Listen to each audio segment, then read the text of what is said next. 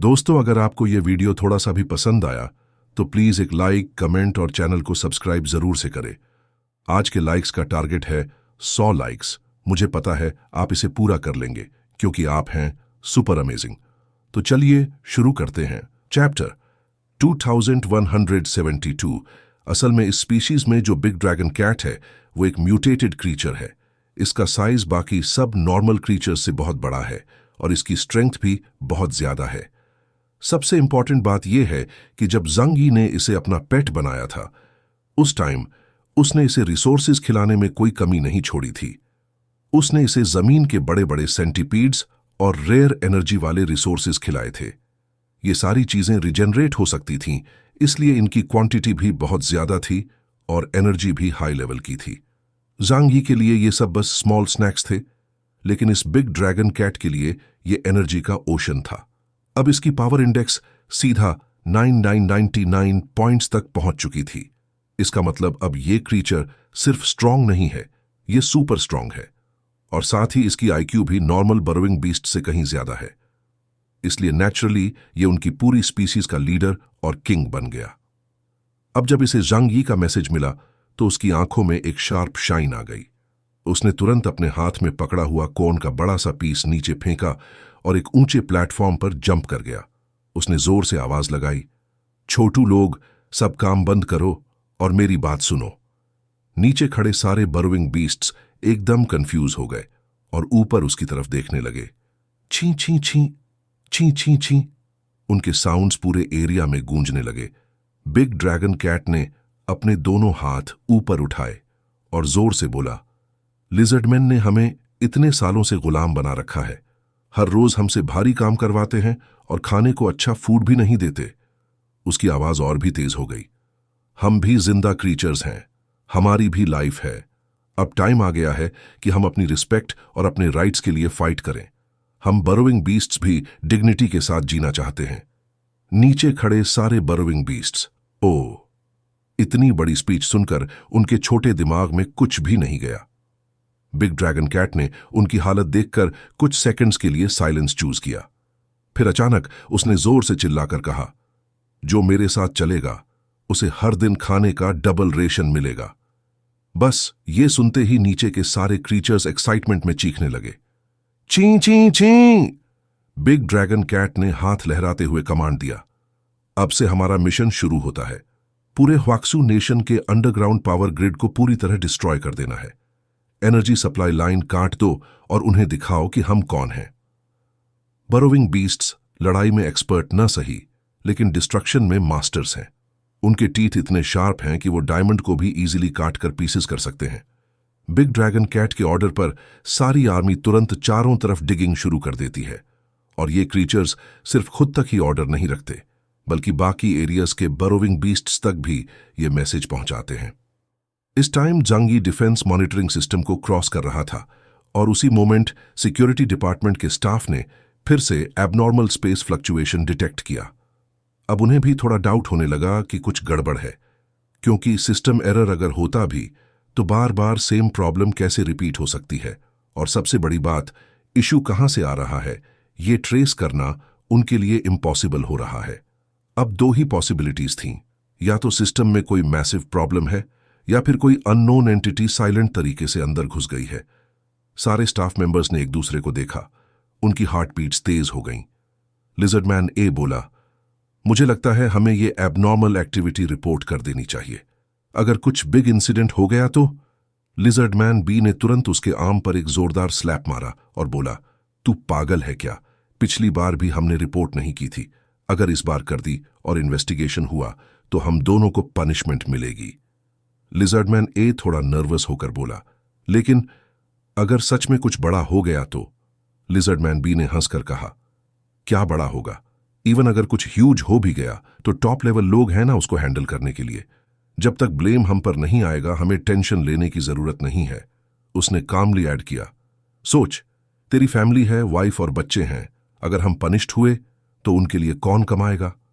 ये सुनकर लिजर्डमैन ए चुप हो गया, डीप ब्रेथ लिया और फाइनली सिस्टम का पूरा एबनॉर्मल रिपोर्ट हाइड कर दिया। रिजल्ट, जांग यी इजीली वुलन एम्पायर के अंदर पहुंच गया। अब जांग यी के माइंड में वो प्लान चल रहा था जिसे उसने और यांग शिनशिन ने हजारों बार रिहर्स किया था। उसने रियल सिचुएशन को अपने प्लान के साथ मैच किया और तुरंत स्टेल्थ मोड में अंडरग्राउंड एंट्री कर ली। उसके हाथ में थी सबसे डेंजरस चीज, लव रीपर, और वो भी अपग्रेडेड वर्जन जिसकी डिस्ट्रक्टिव पावर अब वुलन एम्पायर के डूम्सडे वेपन के बराबर थी। सीधा पूरे एम्पायर को ब्लास्ट करना पॉसिबल नहीं था, और अगर बहुत डीप में बॉम्ब रखा तो एनर्जी अर्थ अब्सॉर्ब कर लेगी और इंपैक्ट कम हो जाएगा।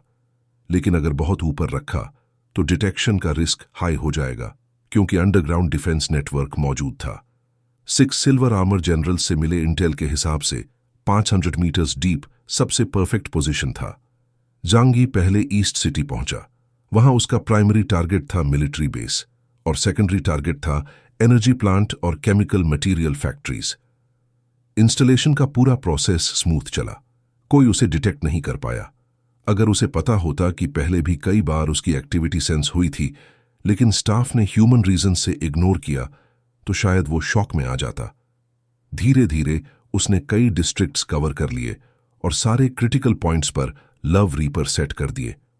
उसने ह्वाक्सू नेशन के टोटल 80% लव रीपर वेपन्स एक जगह जमा कर दिए।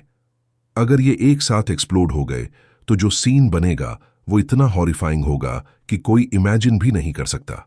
रेजिडेंशियल एरियाज में उसे बॉम्ब वेस्ट करने की जरूरत नहीं थी, क्योंकि एक्सप्लोजन के बाद जो अर्थक्वेक, शॉकवेव, रेडिएशन और हाई टेम्परेचर क्रिएट होंगे वो नॉर्मल लिजर्डमैन को खत्म करने के लिए इनफ थे। उस टाइम जो केओस होगा वो खुद वुलन एम्पायर को ह्यूज ट्रबल में डाल देगा। ईस्ट, वेस्ट, नॉर्थ, साउथ चारों डिस्ट्रिक्ट्स में उसने लव रीपर इंस्टॉल कर दिया। अब बचा final destination, central royal city. Royal palace और सारे टॉप लेवल नोबल्स वहीं रहते थे। यहां की सिक्योरिटी सबसे टाइट थी। जांग यी केयरफुल होकर अंडरग्राउंड से रॉयल सिटी के पास पहुंच गया। डार्कनेस में उसने अपना हैंड उठाया और डायमेंशनल गेट ओपन कर दी। अचानक अंडरग्राउंड में 200 से ज्यादा massive love reaper warheads appear हो गए। उसने उनसे सेफ डिस्टेंस मेंटेन किया, क्योंकि इवन उसकी डीमन आर्मर भी पावरफुल रेडिएशन के सामने रिस्क में थी। वो सोच रहा था, अगर ये चीज अभी एक्सप्लोड हो गई तो डेथ गेट कीपर भी बच नहीं पाएगा। लेकिन उसी मोमेंट उसकी लेफ्ट आई में व्हाइट वॉर्टेक्स दिखाई दिया। एक डेंजरस प्रेमोनिशन उसके हार्ट में उठी। डार्कनेस में उसने देखा एक जायंट फिस्ट जमीन तोड़ते हुए उसकी तरफ तेजी से आ रहा है। ये घातक प्रेशर, ये तो डेथ गेट कीपर है। उसने तुरंत रिकॉग्नाइज कर लिया कि कौन आ रहा है। वो लव रीपर को सेट करने का मौका भी नहीं पा सका, क्योंकि ऊपर से इतनी हैवी वाइब्रेशन हुई कि पूरा जमीन फट गया और एक ह्यूज क्रैक बन गई। जांग यी ने ऊपर देखा, एक ब्लैक आर्मर पहने जायंट वॉरियर उसकी तरफ लाइटनिंग स्पीड से अटैक कर रहा था। दोनों की नजरें मिली। आर्मर के पीछे भी जांग यी को फील हुआ कि उसकी आईज पूरी तरह ब्लड रेड हो चुकी हैं। एनिमीज आमने सामने थे। जंगलू ने जब जांग यी को वुलन एम्पायर के बेस तक घुसते देखा तो उसके हार्ट में गुस्सा और डर दोनों ने ब्लास्ट कर दिया। उसने दहाड़ते हुए कहा, तू कीड़ा, तूने हिम्मत कैसे की एम्पायर में घुसने की? मैं तुझे अभी मार डालूंगा। चैप्टर 2173। डेथ गेट कीपर के प्रकट होते ही जांग यी ने तुरंत अपना बॉडी पीछे खींचा और अगले ही पल उसका पूरा शरीर हवा में ऊपर की ओर शूट हो गया। वो हंसते हुए बोला, मैंने तुम्हारी हर मूव पहले ही प्रिडिक्ट कर ली है। तुम मुझे पकड़ नहीं सकते, समझे? उसके चेहरे पर कॉन्फिडेंट स्माइल थी, लेकिन उसके माइंड में एक डीप थॉट चल रही थी। ये रॉयल सिटी वाकई बाकी सिटीज से अलग है। यहां की सिक्योरिटी लेवल बहुत ज्यादा हाई है। अंडरग्राउंड में इतनी गहराई में भी मेरी एक्टिविटी डिटेक्ट हो गई। अनबिलीवेबल। तभी हुम्स, एक भयानक स्टॉर्म अंडरग्राउंड से उठकर आसमान की तरफ आया। यह स्टॉर्म डेथ गेट कीपर की दूर से मारी गई पंच का रिजल्ट था, जिसने एक ब्लैक हरिकेन को क्रिएट कर दिया था। वो हरिकेन किसी विशाल ड्रैगन की तरह सीधा जांग यी की ओर बढ़ा, लेकिन जांग यी लाइटनिंग की तरह फास्ट था। उसने इजीली उस अटैक को डॉज कर लिया। ये पंच उसके लिए कोई रियल खतरा नहीं था, ये बस जंगलों का गुस्सा दिखाने का तरीका था।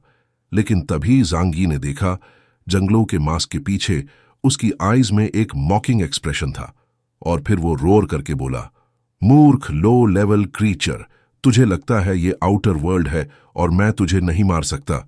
आज तू यहां से जिंदा नहीं जाएगा। उसी समय आसमान चमक उठा। एक हल्की नीली लाइट का विशाल डोम पूरे स्काई में फैल गया। वो ग्लोइंग बैरियर ने पूरी स्काई को ढक लिया, जैसे एक जाइगेंटिक शील्ड। जंग यी ने उसे देखकर हंसते हुए कहा, क्या बस इतनी सी चीज से तुम मुझे रोकने वाले हो? इम्पॉसिबल।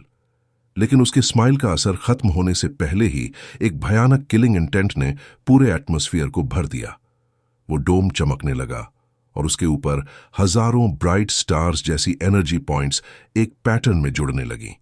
उनसे निकली एनर्जी बीम्स एक मैसिव नेटवर्क बनाकर जांग यी की तरफ बढ़ीं। वो थीं लाखों लाइट रेज, हल्के नीले और ऑलमोस्ट सफेद रंग की, जिनमें इतनी ट्रेमेंडस एनर्जी थी कि अगर वो जांग यी को हिट कर देती तो उसका अस्तित्व खत्म हो जाता। यहां तक कि जंगलो खुद भी इस अटैक को सहने की हिम्मत नहीं करता, क्योंकि ये था वुलान एम्पायर का सबसे पावरफुल डिफेंस सिस्टम। यही वो अल्टीमेट प्रोटेक्शन था जिसकी वजह से ये एम्पायर मिलियंस ऑफ ईयर्स से कभी डिस्ट्रॉयड नहीं हुआ। जांग यी चाहे फ्यूचर के 4 सेकंड्स प्रिडिक्ट कर सकता था, लेकिन देख पाना और बच निकलना दो अलग बातें थीं। इस टाइम वो एक ऐसे केज में था जहां से निकलना ऑलमोस्ट इम्पॉसिबल लग रहा था। उसकी आईज में एक पल के लिए शॉक दिखाई दिया। ये क्या चीज है? लेकिन अगले ही मोमेंट उसकी एक्सप्रेशन चेंज हो गई। शॉक की जगह उसके फेस पर एक मिस्चिवस स्माइल थी। लगता है मजेदार खेल शुरू होने वाला है। और फिर उसके पीछे लिंग का बॉडी प्रकट हुआ। लेकिन ये वही लिंग नहीं थी।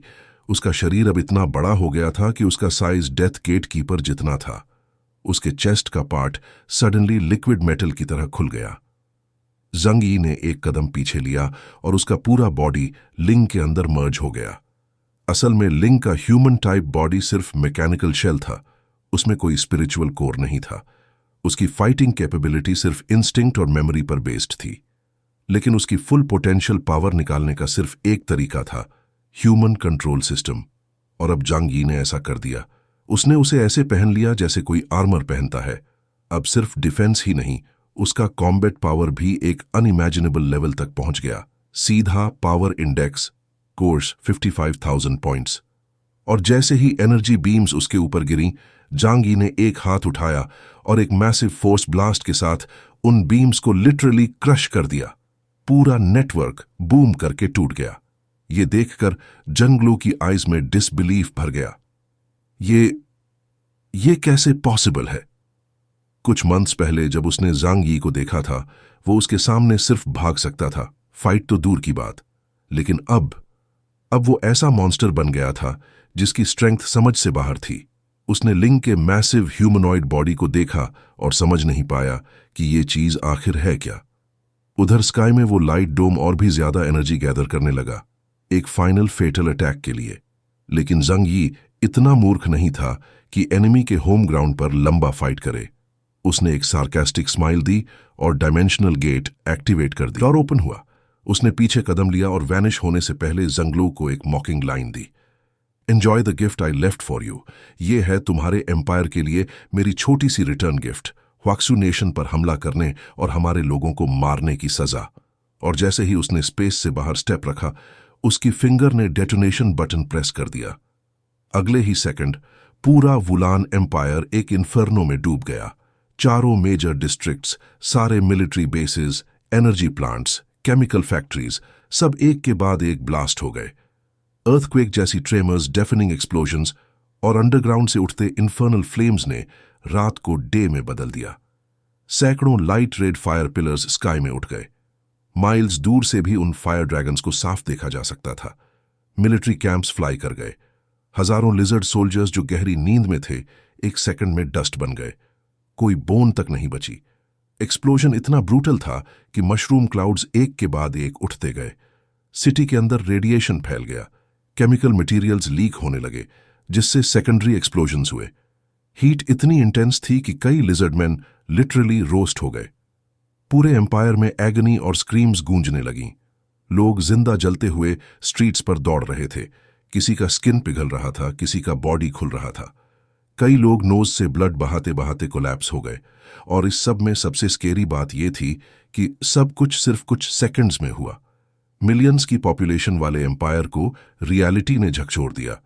जिन्होंने इंस्टेंट डेथ पाई वो लकी थे, लेकिन जो जिंदा थे उन्होंने हेल अपनी आंखों से देखा।